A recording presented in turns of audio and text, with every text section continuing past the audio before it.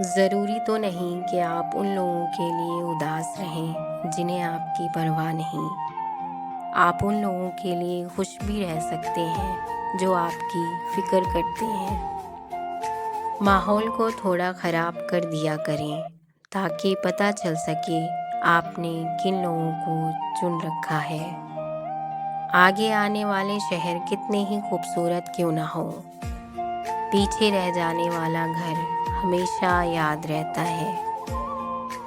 تجربات عمروں کے محتاج نہیں ہوتے، کوئی بڑھاپے تک سمجھ نہیں پاتا اور کوئی جوانی میں دنیا پرکھ لیتا ہے۔ کتنا تکلیف دہ ہوتا ہے وہ لمحہ جب آپ کو کسی سے گفتگو کی طلب ہو لیکن وہ میسر نہ ہو۔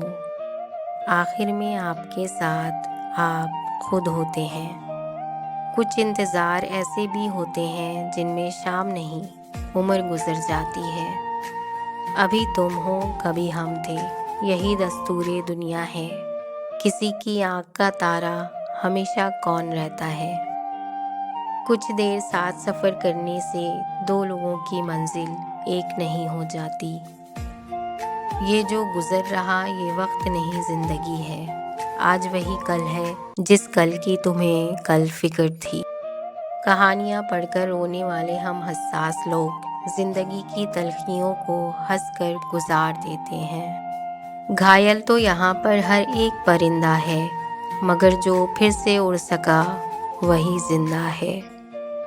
لفظوں کے بوجھ سے تھک جاتی ہے زبان کبھی کبھی، نہ جانے خاموشی مجبوری ہے یا سمجھداری۔ مکمل کہاں رہتی ہے کسی کی زندگی، ہر شخص کچھ کھوتا ہی رہا کچھ پانے کے لیے۔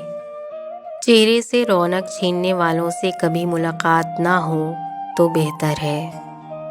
دروازہ چھوٹا ہی رہنے دو اپنے مکان کا، جو جھک کے آ گیا سمجھو وہی اپنا ہے۔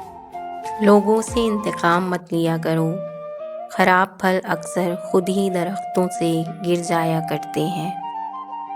مکان اور انسان ٹوٹ کر ہی نئے بنتے ہیں۔ تیز رفتار زندگی کا یہ عالم ہے کہ صبح کے غم شام کو پرانے ہو جاتے ہیں۔ وقت بدل دیتا ہے زندگی کے سبھی رنگ، کوئی جان کر خود کے لیے اداسیاں نہیں خریدتا۔ ہر احساس لفظوں کا محتاج کیوں، لوگ خاموشی کیوں نہیں سمجھتے۔